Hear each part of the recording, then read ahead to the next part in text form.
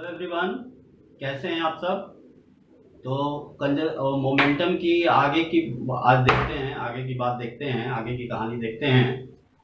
तो मोमेंटम का फीलिंग लेते हैं बेटा, एंगुलर मोमेंटम की फीलिंग कैसी है।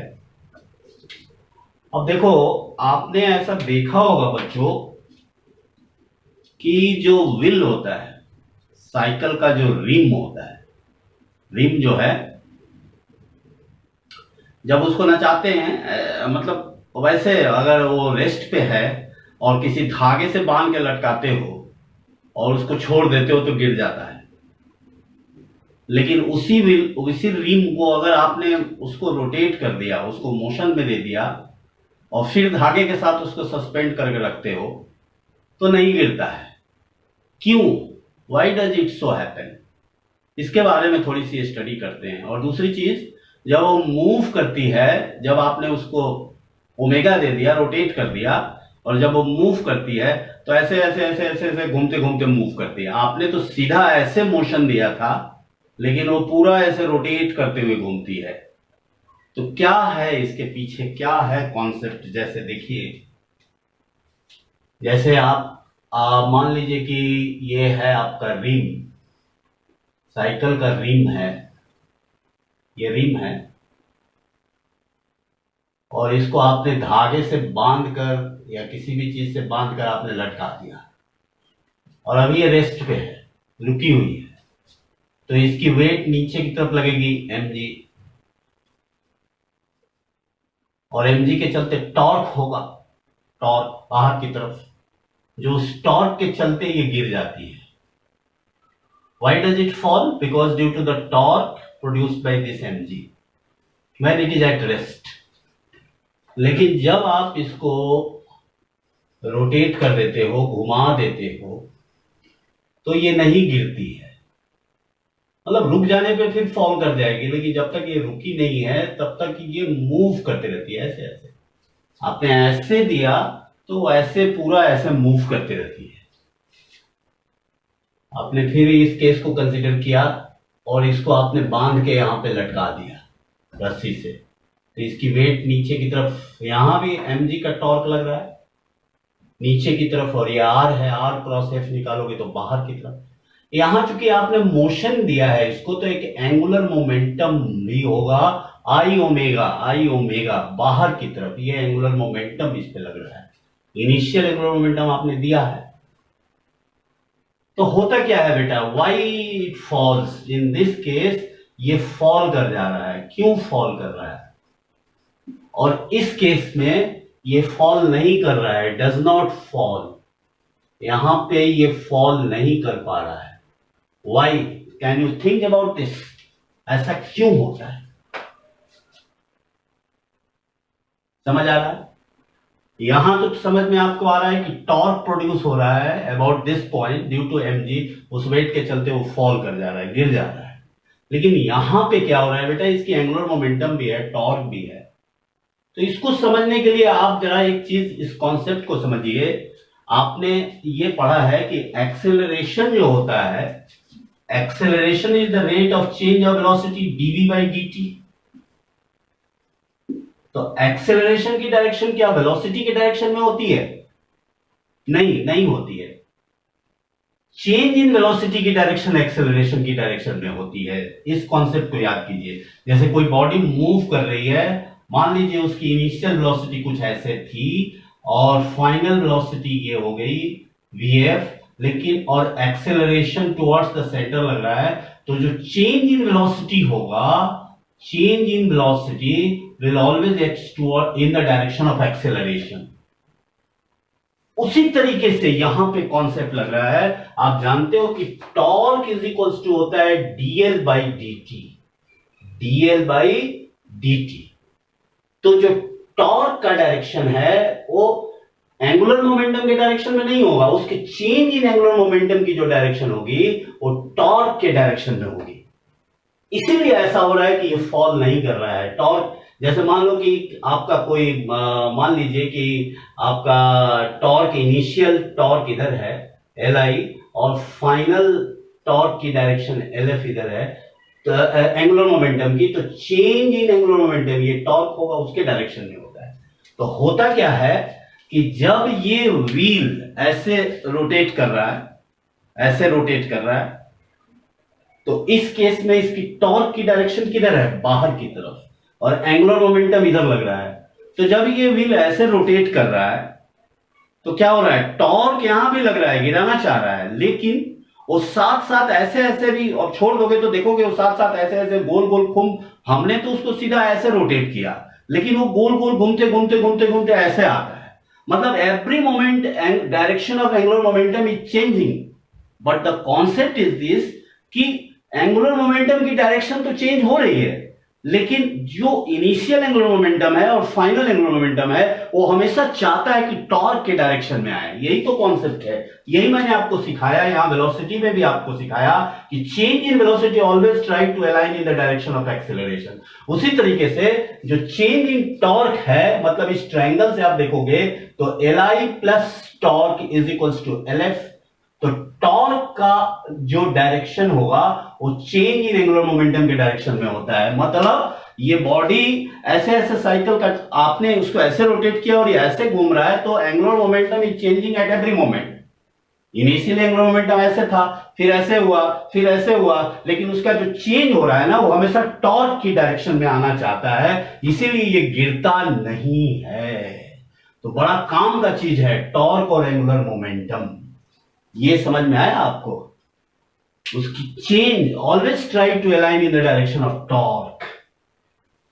ऐसी घटना एक जगह और होती है, जैसे आपने लट्टू नचाया होगा, लट्टू जानते हो, तो लट्टू को अगर वैसे अगर रेस्ट पे छोड़ दोगे तो गिर जाएगा, लेकिन जब उसको नचाओगे लट्टू को, तो लट्टू जो है सो अपने एक्सिस पे घूमते घूमते घूमते घूमते एक जगह स्टेशनरी होके नहीं घूमता है, वो चार तरफ ऐसे ऐसे घूमता है।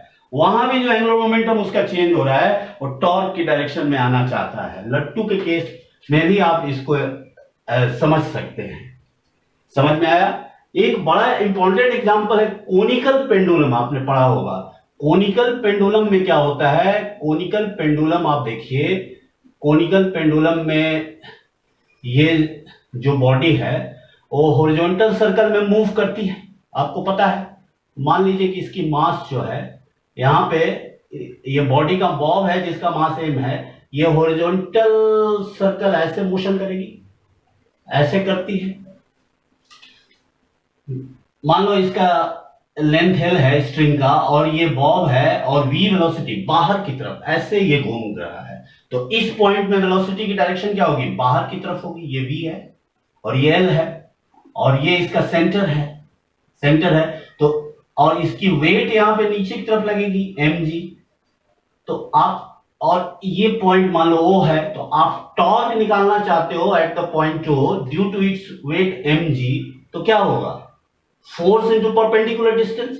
तो यहां से परपेंडिकुलर डिस्टेंस कितना है, ये एंगल अगर थीटा है तो perpendicular distance is force L sin theta, L cos theta, तो ये होगा। तो torque of this pendulum, conical pendulum, torque of this weight about mg will be what? Torque of weight mg about this point will be what? क्या होगा, वो होगा mg into L sin theta, L sin theta। Direction क्या होगा इस torque का, समझ रहे हो ना, force into perpendicular distance.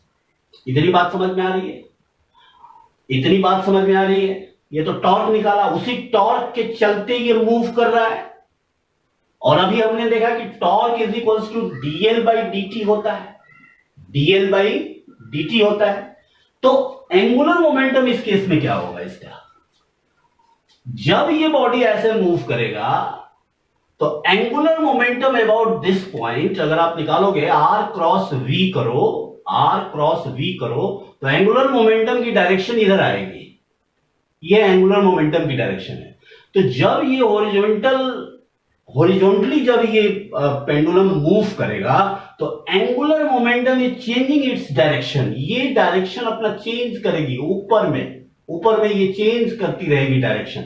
Angular momentum is changing its direction, but उसका जो चेंज इन डायरेक्शन होगा वो हमेशा टॉर्क के डायरेक्शन में आना चाहेगा।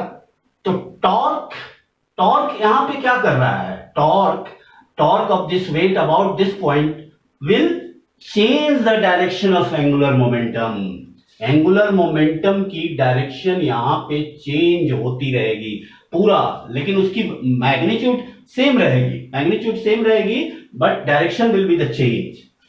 तो टॉर्क और एंगुलर मोमेंटम का रिलेशन आपको समझ में आ गया। कोनिकल पेंडुलम के केस में भी वही होता है, रिंग के केस में भी आपने देखा उसी टाइप का घटना है। और लट्टू जो लट्टू होता है ना, लट्टू बचपन में आपने नचाया होगा, उसमें भी यही चीज होती है। मतलब ये मूव तो कर रहा है यहाँ पे और angular momentum is changing its direction at every moment, but the change in angular momentum is in the direction of torque. Torque की डायरेक्शन में आना चाहता है बाहर की तरफ। एंगुलर मोमेंटम तो इधर है लेकिन ये इधर आना चाहेगा। अब आपसे कोई पूछे कि बताओ what would be the angular momentum about this axis, about the axis of rotation, क्या होगा? एक्सिस ऑफ रोटेशन में टॉर्क क्या होगा? टॉर्क आर क्रॉस एफ होगा ना। तो angular momentum about this axis of rotation, बताइए, देखिए टॉर्क कैसे निकालेंगे? ये आर है और ये एफ है, नीचे की तरफ जा रहा है, तो टॉर्क का डायरेक्शन निकालो, आर क्रॉस एफ। ये परपेंडिकुलर हो गया ना, एफ नीचे है, ये नीचे जाने दो। तो perpendicular to this axis of rotation, तो जो परपेंडिकुलर हो गया इसका मतलब कि टॉर्क विल बी जीरो। हमने पढ़ाया था torque along the axis of rotation होता है, और एक्सिस के अगर परपेंडिकुलर हो जाए तो torque about this axis is zero. ये जीरो हो गया। अगर जीरो हो गया इसका मतलब क्या? Angular momentum is not changing, angular momentum is constant about this axis, x axis. If torque is zero then angular momentum होगा नहीं। तो आपसे ये क्वेश्चन पूछा जा सकता है कि इस पॉइंट के अलोंग एंगुलर मोमेंटम की डायरेक्शन चेंज हो रही है या नहीं हो रही है? About the axis angular momentum is not changing which is constant because torque is not acting. तो एंगुलर मोमेंटम की जो कांस्टेंट वैल्यू होगी वो क्या होगी? कोई एंगुलर मोमेंटम का कंपोनेंट लगेगा इस डायरेक्शन में along the axis of rotation. तो component of angular momentum in the direction of axis, in the direction of axis of rotation, direction of axis which is constant। तो ये चीज समझ में आ गया। कोनिकल पेंडुलम के केस में भी ऐसा होता है। एंगुलर मोमेंटम बहुत काम का चीज है बेटा। एंगुलर मोमेंटम और टॉर्क ये दोनों बड़े काम की चीज हैं। ये आपको कॉन्सेप्ट क्लियर हो गया होगा कि कैसे इनका रिलेशन एक दूसरे के साथ है। ये समझ गए? अच्छा, अब देखो बेटा, अगर कोई टर्न टेबल है, देखिए टर्न टेबल, जो टेबल टर्न कर रही है, टर्न टेबल पे आप टेबल पे बैठ जाओ और एक बार एंगुलर वेलोसिटी दे दो और मूव कर जाओ। और कभी हाथ को ऐसे करो और कभी फैलाओ। तो जब आप ऐसे करोगे तो मोमेंट ऑफ इनर्शिया उसकी क्या होगी? कम होगी। एंगुलर वेलोसिटी इंक्रीज करेगी, तो मतलब आप तेज चलने लगोगे। और जब ऐसे करोगे तो मोमेंट ऑफ इनर्शिया इंक्रीज कर गया, एंगुलर वेलोसिटी डिक्रीज कर गया, तो आप धीरे धीरे चलोगे। तो ये है क्या? ये क्या है? This is the familiar example of conservation of angular momentum. ये क्या हो रहा है यहां पे? एंगुलर मोमेंटम कंजर्व हो रहा है। तो एंगुलर मोमेंटम हम कंजर्व कब होगा? जब net torque is zero about a point or about an axis। Torque आप निकालोगे about a point or about an axis, about an axis।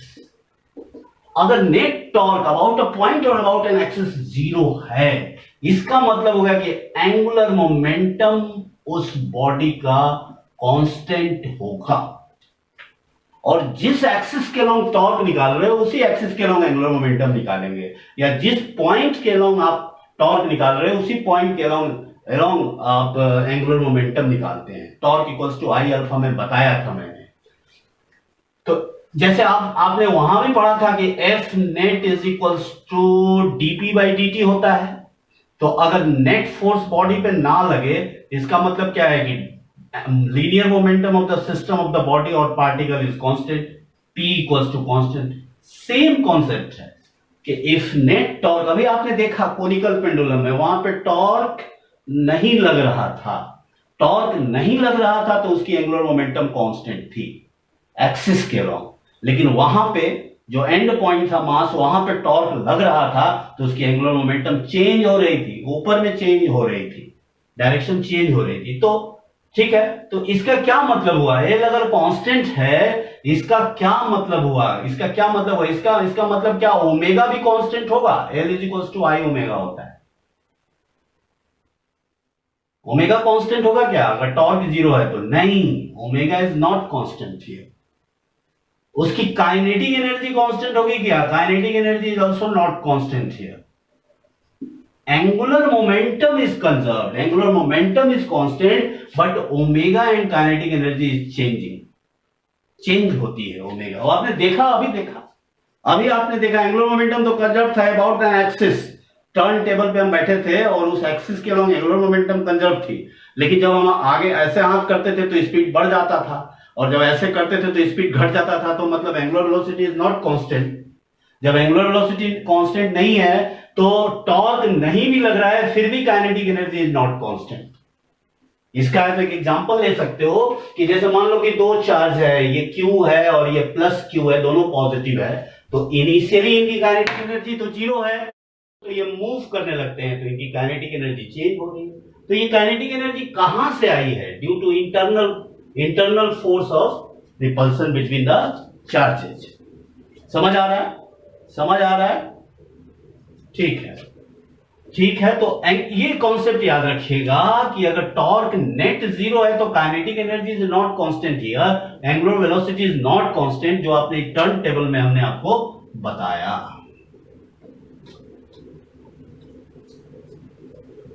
यहां तक ठीक है बेटा। अब देखो, मान लो उसी लड़की का एग्जांपल लेते हैं, उस लड़की का एग्जांपल लेते हैं कि मान लीजिए कि ये है वो गर्ल जो अपना हैंड को स्ट्रेच की हुई है, ऐसे फैलाई हुई है, हैंड को फैलाई हुई है, और इसका मान लो कि इसकी इनिशियल मोमेंट ऑफ इनर्शिया कुछ है 20 kg मीटर स्क्वायर है, मोमेंट ऑफ इनर्शिया है, इनिशियल एंगुलर वेलोसिटी भी है, मान लो angular velocity about this axis, angular velocity मान लो 10 रेडियन पर सेकेंड है, ठीक है। अब आप देखिए जब इसने क्या किया, इस लड़की का कुछ मास मान लो, या चलो ठीक है, ये इसने अपना हाथ को बंद कर लिया तो इसकी मोमेंट ऑफ इनर्शिया डिक्रीज करेगी, मान लो कि इसकी मोमेंट ऑफ इनर्शिया हो गई 10 kg मीटर स्क्वायर, तो इसकी एंगुलर वेलोसिटी क्या होगी देख लो, यहाँ conservation of angular momentum conserve हो रहा है, कोई एक्सटर्नल फोर्स नहीं लग रहा है, तो I1 ओमेगा 1 मतलब 20 into 10 is equals to I2 omega two 10 into इसको ओमेगा मान लिया तो कितना आ गया ओमेगा वहां बढ़ गया, ओमेगा आ गया 20 रेडियन पर सेकेंड। समझ आ रहा है ना, ओमेगा हमने निकाल लिया। अगर इसकी एनर्जी निकाली जाए, इसकी एनर्जी निकाली जाए तो इसकी एनर्जी क्या होगी, हाफ आई ओमेगा स्क्वायर, आई कितना है 20 और ओमेगा है 10 इंटू 10, तो ये आ जाएगा अपना 1000 जूल आ गई एनर्जी, 1000। दूसरे वाले केस में इस कंडीशन में एनर्जी निकाली जाए, ये बेसिकली काइनेटिक एनर्जी निकाला हमने, और दूसरे वाले कंडीशन में अगर एनर्जी निकाले तो क्या होगा, हाफ आई इज 10, ओमेगा कितना आया था 20 इंटू 20, तो ये कितना आ गया, ये 2000 जूल। तो देख रहे हो एनर्जी में चेंज हो गया, यहां 1000 से 2000 हो गया। तो ये एनर्जी आया कहां से, हमने बताया ना कि अगर टॉर्क नहीं लग रहा है, इसमें टॉर्क नहीं लग रहा है, एंगुलर मोमेंटम इज कांस्टेंट, तो ओमेगा चेंज करेगा और एनर्जी भी चेंज हो गई। आपने देखा ना, energy is not constant, 1000 and 2000 joule. तो ये एनर्जी इसने मैकेनिकल वर्क किया ना, हाथ को स्ट्रेच किया बंद किया, स्ट्रेच किया बंद किया, वहां से आया। तो ये एनर्जी इसकी जो बढ़ गई वो कितनी बढ़ गई, डेल्टा के ई बढ़ गई 1000 जूल।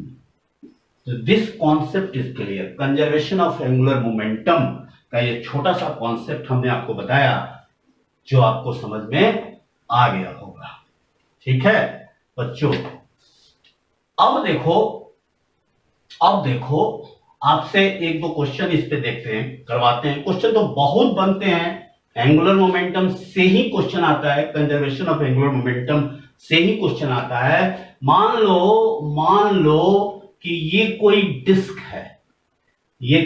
है और इस एक्सिस के अलोंग ये रिवॉल्व कर रही है, और इस डिस्क की रेडियस मान लीजिए कि r है, और इसकी एंगुलर वेलोसिटी मान लो कि ओमेगा नॉट से ये इस एक्सिस के अलोंग रोटेट कर रही है।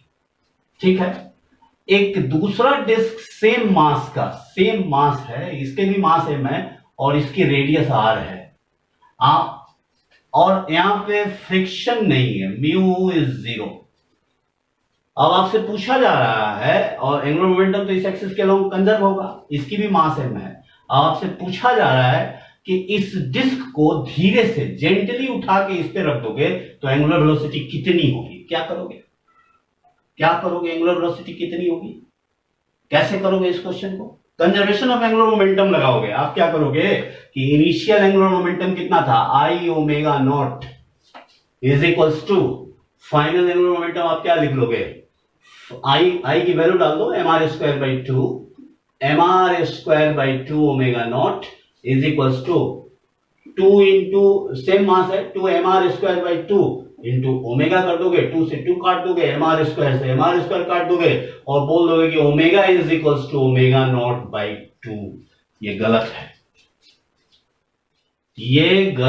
है। फाइनल एंगुलर वेलोसिटी आप बोलोगे ओमेगा नॉट बाई 2, ये गलत है बेटा। यहां पे ये तभी होता है जब यहां फ्रिक्शन होता है, फ्रिक्शन तो दिया ही नहीं। अगर ये mu is not equal to 0 मतलब फ्रिक्शन होता, तब तो क्या करता कि इसकी वेलोसिटी कम होती, जब इसके ऊपर आप जेंटली प्लेस करते, धीरे से प्लेस करते, तो इसकी वेलोसिटी कम होती और उसकी थोड़ी इंक्रीज करती, जितनी कम होती तब वहां पे ये final angular velocity omega not by 2 होती। समझ में आया? अब देखो इसी की एनर्जी अगर निकालें, अगर एनर्जी देखें तो इनिशियल एनर्जी कितना था इनका, इनिशियल काइनेटिक एनर्जी कितनी थी, वो थी half I omega square, half mr² by 2 into omega, initial omega कितना था, omega naught square. Final kinetic energy कितनी हो गई, फाइनल हो गई half mr² by 2 into 2 into omega not by 2 final angular velocity का होल स्क्वायर। तो ये कितना आ गया, ये आ गया mr² omega not square by 4, और यहां आ गया mr² omega not square by 8। क्या हुआ, एनर्जी तो घट गई, पहले 4 था अब 8 हो गया, तो एनर्जी घट गई। क्यों घटी? क्योंकि यहां पे फ्रिक्शन लगा बेटा। और यही अगर आपसे पूछा जाए what is the work done by friction, तो चेंज इन काइनेटिक एनर्जी, तो यहां फ्रिक्शन के चलते वर्क डन अगर पूछा जाए तो कितना आ जाएगा, -mr² omega not square by 8। समझ आया? छोटा सा क्वेश्चन था।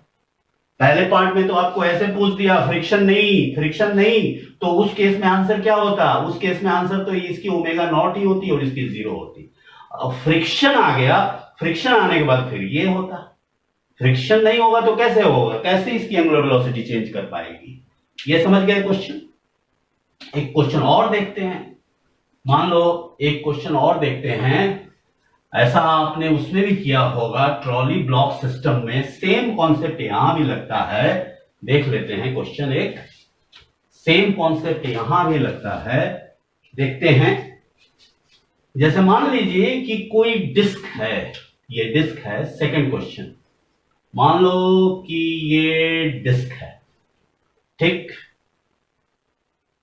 डिस्क, और इस एक्सिस के अलोंग ये रोटेट कर रही है विथ एंगुलर वेलोसिटी मान लीजिए ओमेगा नॉट, मान लिया। इसी का साइड व्यू बनाओगे, टॉप व्यू बनाओगे तो ऐसा दिखाई देगा, ये डिस्क है और इस एक्सिस के अलोंग ये रोटेट कर रही है with angular velocity omega naught.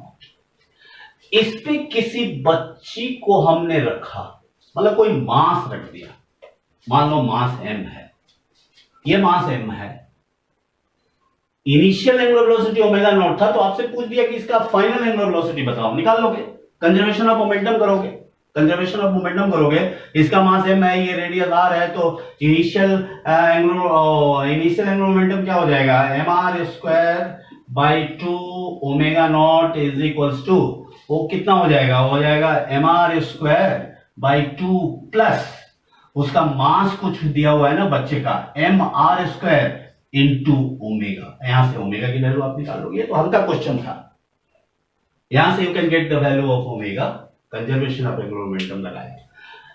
ठीक है, अगर मान लो इसी क्वेश्चन में अगर ये यहां से जंप कर गया, यहां से ये जंप कर गया with the velocity v not with respect to ground, तो आपसे पूछा जा रहा है कि what would be its angular velocity right now, अब क्या होगी, तो कैसे करोगे, कैसे करोगे बताओ, ओमेगा वी नॉट वेलोसिटी से ये जंप कर गया, तो पहले तो ये बताइए, यहां टॉर्क नहीं लग रहा है, पहले तो ये बताइए क्या यहां लीनियर मोमेंटम कंजर्व्ड है, नहीं, लीनियर मोमेंटम, अगर मान लो ये जंप किया, फोर्स F लगाया, डिस्क पे फोर्स F पीछे की तरफ लगा, ये ऐसे मूव कर रही थी, पीछे की तरफ लगा, तो चलो यहां तो है, लेकिन what about the hinge, hinge के अलोंग तो नहीं है, हिंज के अलोंग कहां कंजर्वेशन ऑफ फोर्स हो रहा है, हिंज के अलोंग तो कुछ होगा, तो यहां पे linear momentum is not conserved here, linear momentum is not conserved here, is not conserved because due to hinge provides some force to that mass, but angular momentum will conserve, angular momentum आप इसी axis के along निकालोगे, hinge के along निकालोगे तो conserve होगा, क्योंकि axis वहीं से पास कर रही है और आर भी वहीं से पास कर रहा है, तो एंगुलर मोमेंटम इज कंजर्व्ड।